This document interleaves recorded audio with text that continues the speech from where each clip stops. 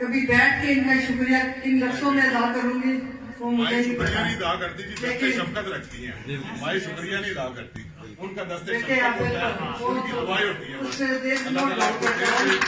अब मैं आपको बता दूं, पिछली मेरी कुछ दिन पहले ही मैं गुजरात प्रेस क्लब है, वहाँ पे हुई थी प्रेस कॉन्फ्रेंस। वहाँ मैंने बात की थी कि अपने सिर्फ 2 भतीजों शुजात हुसैन के बच्चों के बारे में, सालिक हुसैन और शाबिर हुसैन के बारे में। जब मुझे मैंने इसका जब जिक्र आया, इसका वजाहत के बारे में, आप रिकॉर्डिंग निकाल के देख सकते हैं, मैंने कहा मैं इसके बारे में कुछ सोच ही नहीं सकती। मुझे अभी सिर्फ मैं हैरत हूँ, मैं हैरत से बाहर नहीं कि ये किस तरह ये चीज कर सकता है, मुमकिन ही नहीं। वहां मैंने कहा मैं नहीं यकीन आ। मेरी बहनों ने कहा, समीरा ने उसके बारे में बातें की, इसको यकीन आ गया। ये 2 बहनें खड़ी हैं साथ, हम 4 बहनें इस वक्त आपके सामने खड़ी हैं। तो 2 बहनें, एक शिकागो में है, एक इस वक्त दुबई में है, मतलब शायद 6 पूरी की पूरी आपके सामने। मैंने कहा मुझे उसका यकीन ही नहीं आ रहा, तो मैं उसके बारे में क्या कहूँ, अच्छी बात बुरी बात क्या कहूँ।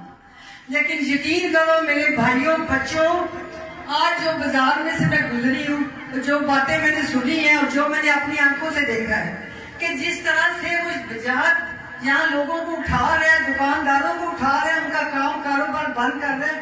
ये काम उन दोनों ने भी पहले किया था, लेकिन वो शाफे और सालिक, लेकिन ये वजाहत मेरा भाई जो है ना, उनको बहुत पीछे छोड़ गया। और अभी पता नहीं हफ्ता बाकी है, ये क्या क्या गुल खिलाएगा, क्या क्या कारनामे करेगा। मुझे बात नहीं करने आ रही कि मैं ये इसको किस तरह कहूँ। काश आप मीडिया के थ्रू इसको मेरा पैगाम बता दें, क्योंकि मैं आज पहली दफा इसके बारे में बोल रही हूँ कि इसको कोई ये तो बताओ कि तुम किस माँ की औलाद हो। मैं शुक्र कर रही हूँ कि मेरी माँ बाप इस वक्त दुनिया में नहीं है। मैं आप सबको इस वक्त बताती हूँ अपने घर की कहानी कि ये लड़का वजाहत हुसैन मेरी माँ को 9 बच्चों में सबसे ज्यादा प्यार था, 9 उनकी औलाद में से सबसे ज्यादा प्यार। और लाडला इतना था कि उन्होंने अपने लाड में इसको बचपन में बहुत बताया, बहुत ज्यादा बताया। और मैं हमेशा अपनी अम्मी को, मैं उनको बीबी कहती थी, मैं हमेशा बीबी को कहती कि बीबी इससे इस तरह के गलत लाड मत कर। वो मेरे से छुप के इसके साथ गलत लाड करती। कैसा आएगी तो आगे नाराज होगी, लाहौर से आएगी तो मुझे ये कहेगी, तुम जात को ये क्यों किया, वो तो कोई इसको पूछे। मैं शुक्र कर रही हूँ दुनिया में नहीं, अगर वो दुनिया में होती तो इस वक्त उनको मुंह दिखाता, वो इसका वो हशर करती कि किसी को मुंह दिखाने के काबिल न रहता। मुझे अब यार दुकानदारों से यहाँ इनके जो मूंशाकार के साथ ये करा रहे और बाकी सब मददगारों सपोर्टरों के साथ कर रहे हैं, मुझे ये यकीन नहीं आ रहा कि ये इसका काम। अब मैं इसको क्या कहूँ, इतना बेगैरत भाई, इतना बेहिस भाई, इतना बेशर्म भाई, मैं इसके लिए क्या लफ्ज़ इस बार करूँ। ये मेरे से उम्र में पता नहीं कितने साल छोटा है, पता नहीं इसकी क्या एज है, लेकिन जो इसने कर दिया है, ये कर रही है, अल्लाह ताला, मैं इसका कमीनापन देख के मैं बार बार दिल में, मैं रास्ते में भी शुक्र करती आ रही हूँ कि मैं बहन को कह रही थी कि शुक्र है बीबी इस वक्त दुनिया में नहीं। मुझे रह के रोना आ रहा था अपनी माँ को याद करते कि शुक्र है इन्होंने ये सीन नहीं देखा। जो हमेशा कहा करती थी कि मेरे 3 लड़के नहीं है, मेरे 4 लड़के, और परवेज को भी अपना चौथा लड़का खिलाती। मैं उनको मजाक करती थी, मैं कहती बीबी भी मेरी शादी अपने बेटे से की हुई आपने, ये मैं उनके साथ मजाक करती थी। अब उससे इमेजिन कर रहे तो ये वजाहत हुसैन।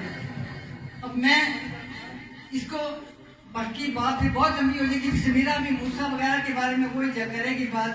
मैं तो बस अब यही कहूंगी कि ये वजाहत हुसैन जनब सब यजीदियत, फरौनियत, हर चीज को पीछे छोड़ के मैं उनको समझती हूँ। वो तो इसके आगे बच्चे हैं, अब समझ आएगा कि इसकी अंडर ट्रेनिंग वो सारा कुछ करते रहे, उनको कुछ तो किसी चीज का पता ही नहीं। तो इसके लिए मेरा ये पैगाम है कि मैं यहीं बैठी हूँ, पंजाब में बैठी हूँ, मून सरकार के घर में बैठी हूँ।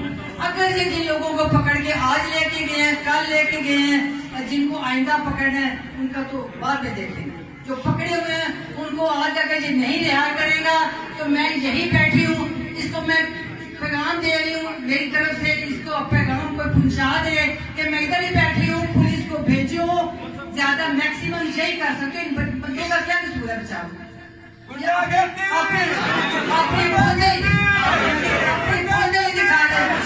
बहादुर बनो। मैं पहले उन लड़कों को कहती थी मर्द बनो, अब मैं इसको कहती हूँ किसी जमाने में अपने नाम के साथ इसे कमांडर लगाया होता। ये तो चूहा है, इससे तो बुज़दिल इंसान इंसान पे तो दुनिया में है ही कोई नहीं। अगर हिम्मत है तो खुद निकलो, खुद सामने आओ। पुलिस के जोर में तुम गरीब बंदे उठा रहे हो, दुकानदार उठा रहे हो। इसको मेरा यही पैगाम है कि मैं इस वक्त यही बैठी हूँ। जब तक तुम ये सारे लोग रिहा नहीं करते, अगर तुम्हें नहीं करने तो पुलिस को भेजो, अभी भेजो, शाम तक भेजो। जब कहते हो हम पहले इधर ही बैठे, आराम से तुम्हें मैं सौखा तरीका बताती हूँ। अपनी गैरत का मुजाहरा करो, अपनी मर्दानगी दिखाओ, अपनी बहनों के साथ मोहब्बत का मुजाहरा करो, अपनी माँ का बच्चा बन के दिखाओ। उसका तुम्हें यही तरीका है कि चारों बहनों को पुलिस को भेज के गिरफ्तार करो, अभी गिरफ्तार करो और इनको रिहा करो। और गुजरात के बाप को रिहा करो, इनको क्यों पकड़ते हो? हम तुम्हारे बेटे मूसा का मसला अभी हल हो सकता है। पुलिस भेजो, हमें गिरफ्तार करो, सारी कैंपेन खत्म, सारा कुछ खत्म। तुम आराम से इलेक्शन जीतो, माशाअल्लाह हो, शाबाश तुम्हें। और जीवे गुजरात हुसैन जीवे और उसकी औलाद जिए और जिए। नारे लगाना बच्चों आप भी, और हम मैं इधर ही बैठे। मैं जुबानी बात नहीं करी, मैं दिल से बात करती। मैंने आज तक जो कुछ कहे दिल से कहे, वो ये मेरे घर वाले जानते हैं। मैडम जैसे फर्क पड़ता है उसको नहीं पड़ता, लेकिन मैं यही बैठी। जैसे कि आप जानते उसको पैगाम दे ना, आप आए ना, पुलिस को भेज के खुद ना आए, बगैर इंसान सामने ना आए, पुलिस को भेजे। जैसे पिछले लेडी पुलिस भेज दे। अगर मर्द भेजते तो शर्म आती है कि मेरी माँ बाप की औलाद है, तो लेडी पुलिस भेज दे, मर्द ना भेजे, लेडी पुलिस भेज दे। और अगर इसने नहीं भेजा, शाम तक नहीं सारे बंदे छोड़े, तो फिर हम चारों बहनें, हालांकि मुझे परवेज ने तकीद की थी कि शाम तक वापस पहुंच जाना, क्योंकि शाम में हॉस्पिटल में मैं और मेरा बेटा छोटे को मैं छोड़ गई राशिद कि मैंने गुजरात जाना है, इसलिए वो हॉस्पिटल में सिर्फ बैठा। उन्होंने कहा शाम तक तुम वापस आ जाओ, लेकिन मैं उनको फोन पे करके बेटे को बता दूंगी, अब्बा को कह देना कि वो उधर गुजरात ही बैठी है। वो जात हुसैन थे, नथ हाउस, जिसका अब नाम नथ हाउस की बजाय